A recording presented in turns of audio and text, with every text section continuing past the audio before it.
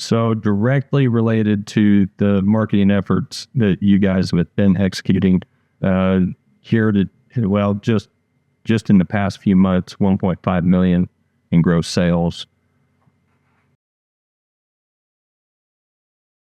Okay, I'm here with Fred Loucks, owner of Dun & Stone Builders. Fred, why don't we start with you just giving a short summary of what your company does?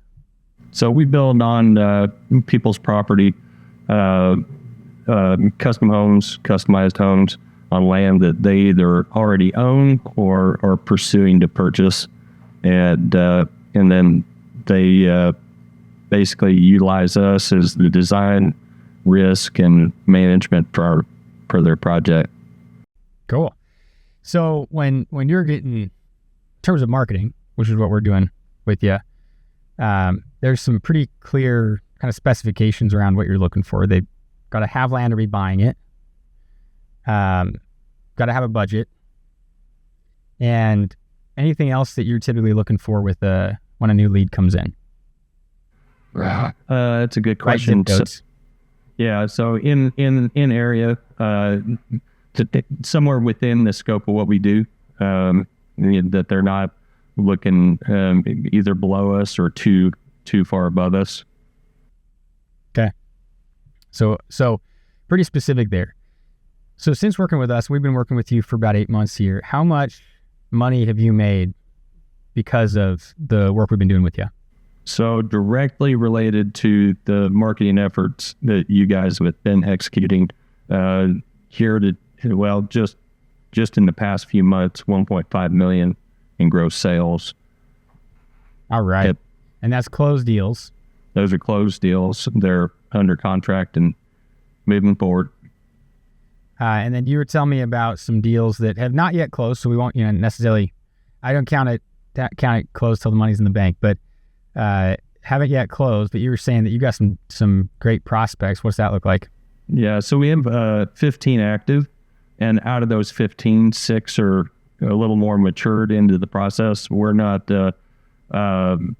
convenience store sales turnaround type of situation by any means. It's typically about 6 months from hello to a contract. So there are 6 of them that have kind of hit the maturity, and they've been with us long enough in the prelim phases that I expect the bulk of those to convert into contracts, if not by the end of the year, but just shortly after the first of the year. And that'd be 6. We're filming this mid-December, so pretty close. We might do another one of these conversations pretty soon. But what is that, let's say that a few of them close, or you said there's 6 that are looking like they're pretty close. What would that look like in terms of revenue? That'd be 4.5 million. And that's probably, and just from the backlog that I'm seeing in our active prospects and the trend that we should be kind of back up on playing at doing 3 a month. So, then you're talking about 2.25 million a month. And I fully expect to be back onto that rate with just... That's about 3 months to goal, and it's looking like that's going to be happening. Right. What did things look like before we started working together? So I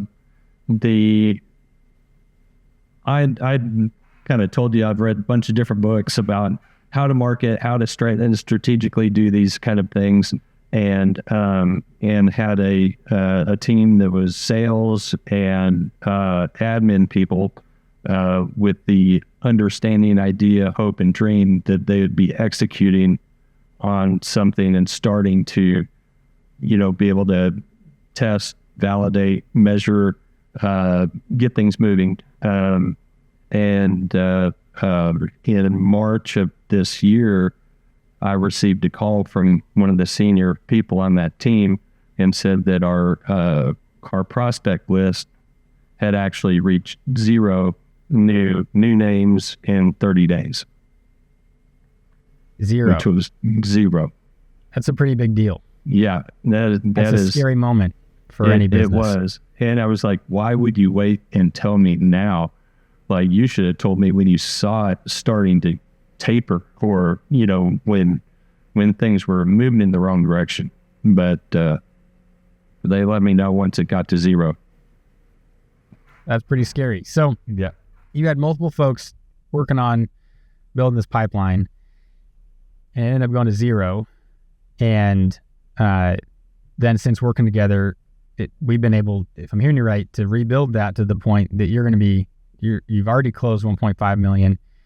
You've got 4.5. It looks like it's close, and you're likely going to be hitting your goal of 3 closes per month in 2025. Is that a decent summary? Right. Yeah. And I'm actually I'm seeing some patterns that I've seen before. And just the amount of traffic exposure that you've gotten us. I'm expecting that by March we will be restricting how many contracts we'll write per month. So you'll basically be on a wait list by March. That's what I expect. I saw a pattern like this at the front end of COVID, where we're talking to an awful lot of people. And then when it broke.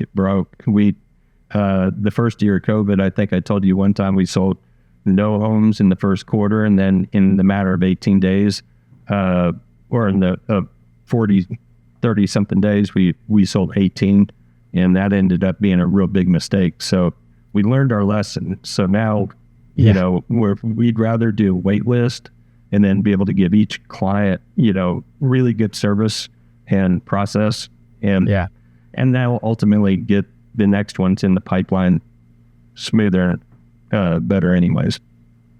And that's a big change, going from zero to having too many to the point that you need to be on the wait list. That's pretty exciting. Yeah, absolutely. Yeah, like the numbers that I'm seeing are very akin to those numbers where we were seeing that just before it come an explosion. So like I was saying, there's 15 that are active from zero, but there's another 25 that are semi-active that they've reached out to us, we've reached out to them, and we're trying to get some things cultivated. That's pretty great. And these numbers are, again, for a custom home builder, this isn't like you're selling group coaching or something where you're trying to close 50 a month. Right. Wow. These are big contracts. Right. So from your perspective, what happened that turned these things around? Like, what did we do that worked? Tell me more about that. Right. So the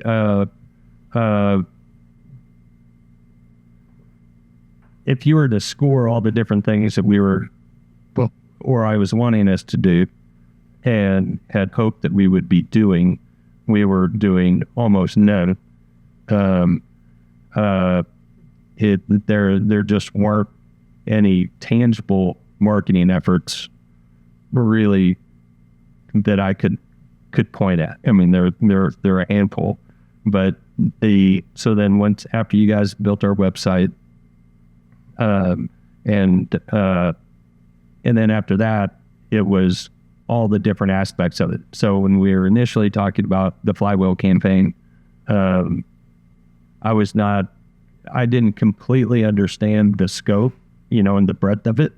I had hoped it would be widely strategic and look at every other aspect, that it followed like kind of the wish list of some of the books I've read and the wish list I had for a team that just really weren't up to the task.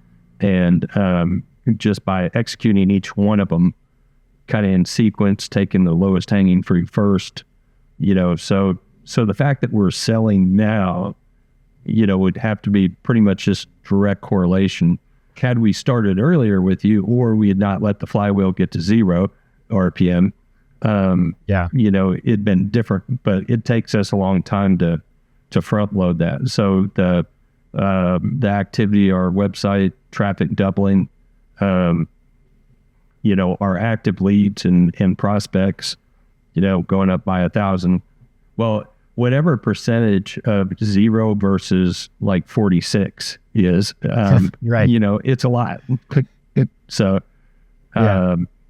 what was on your wish list? So, somebody that could just take it off of our hands and do things with it that we don't even know how to ask for. So that's the first thing. Okay. Because like we're home builders, and I'll read some books and stuff like that, but I just don't know what to ask for next. And so what I really needed was like a holistic approach to our whole marketing situation. So so it was, one of the telling us what we need to do, in that onboarding process, and kind of figuring out, what we had and what we need to do more of, and that was a bit of a process. But once you guys had the ball,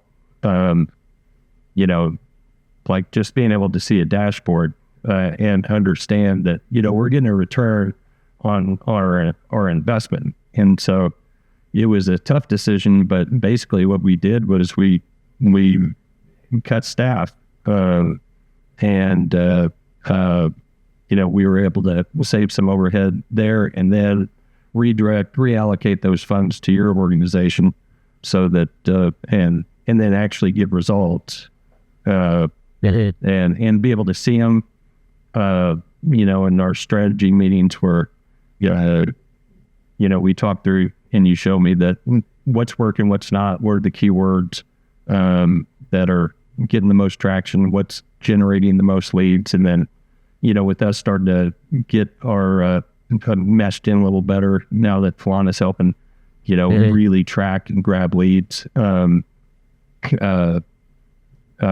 Just lead. It is real lead generation. It's not, because I've worked with quite a few different marketing firms or self-proclaimed either website builders or, the email before you engage them, they all look the same. Right. We're going to double your business. The only problem you're going to have is too much money, and it's always the same. But I've not had a relationship like this last longer than usually a couple of months, because once we get into it, it's either they're not organized enough to be able to really show me what we're getting for what we're spending. I don't worry too much about what something costs, but I do worry about what we get. So, and you could even put it so far as to say this year it was not just helpful, it was necessary for survival. So. Right. Yeah, absolutely. So it sounds like on top of the specific activities of the SEO, the Google ads, Facebook ads, which is, that's kind of the technical, the specific area that it's coming from. There's also this element that you found helpful of, hey, we're having regular conversations. We've got a dashboard where we're showing you the results that you're seeing. We are able to say, hey, these are the leads that came from these sources. And that all kind of combines into this confidence that, oh, this is actually working. Right. And to where I can get back to start to forecasting. Very difficult to forecast with zero. Absolutely. Yeah. And so it's consistent enough, the leads are consistent enough that there's some forecasting. Right. That's the goal. I mean, people want predictability in business. Right. Yeah. I just need something to measure. Yeah. It's just so hard to measure zero. Well, I'm glad that this has been successful for you, and I look forward to have another conversation after you've closed some of these. Yeah, hopefully that 4.5 million. Yeah. So cool. I'd recommend you to anyone that's not in my space. In your space, in your location. Build on your land. Houston, Texas. Right. ClearBrand is awful. Yeah. But for everybody else. Everyone else. Yeah. Awesome. Yeah. I appreciate it. Brad. It's been great working with you. So thanks for your time. Likewise.